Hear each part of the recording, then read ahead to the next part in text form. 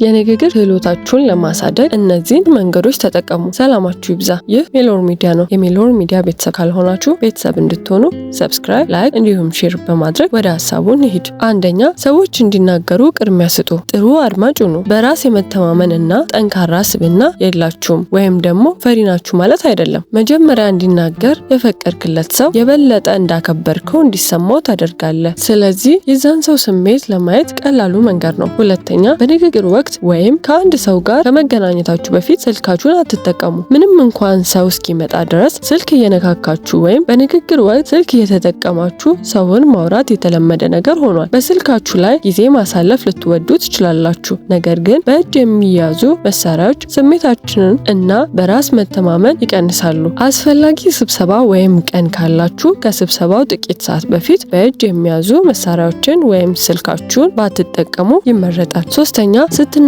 በእጃችሁ ምልክትን ተጠቀሙ። ንግግሮችን በሚናገሩበት ጊዜ ምልክቶችን የሚጠቀሙ ሰዎች የበለጠ ውጤታማና ተጽዕኖ ፈጣሪ እንደሆኑ ተደርገው እንደሚቆጠሩ ጥናቶች ያመለክታሉ። ነገር ግን ነጥብ ጠቋሚ የሆኑ ትርጉም ያላቸው የእጅ ምልክቶችን ተጠቀሙ እንጂ ዝም ብሎ እጅን ማወዛወዝ የዘፈቀደ እጅ ምልክት አዎንታዊ እይታን ይፈጥራል። አራተኛ፣ በንግግር ወቅት የሰዎችን ሀሳብ መደገፍ። የባልደረባችሁን ሀሳብ በመደገፍ የራሳችሁን ሀሳብ የበለጠ በማስፋት ግንባር ቀደም መሆን ይችላሉ። በንግግራችሁ መሃል ያለውን ክፍተት በመቀነስ ተጽዕኖ ፈጣሪ እንድትመስሉ ያደርጋቸዋል። አምስተኛ፣ የአይን ብሌናቸው ላይ ትኩረት አድርጉ።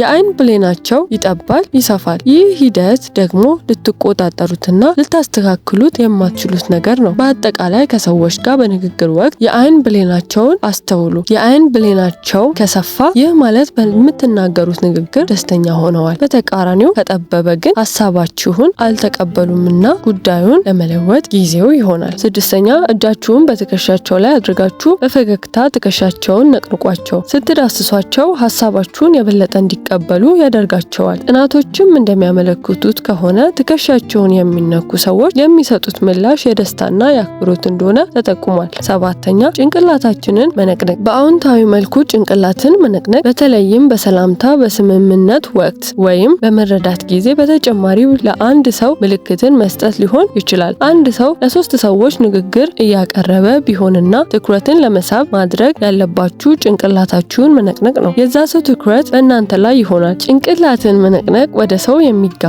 ነገር ስለሆነ በዚህ ወቅት በቀላሉ ይሰማሉ። ስምንተኛ፣ በንግግር ጊዜ ይቁሙ።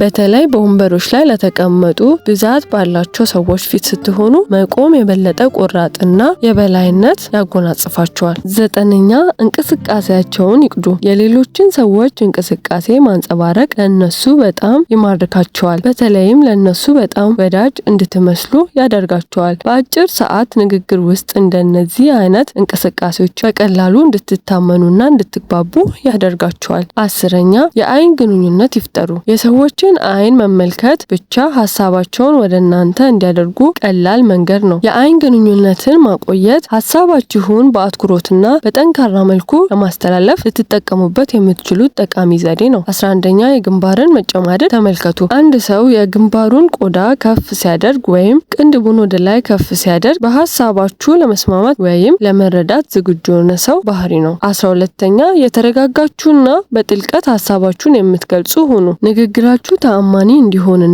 ሰዎች ትኩረት ሰጥተው እንዲያደምጧችሁ በእርጋታ አውሩ።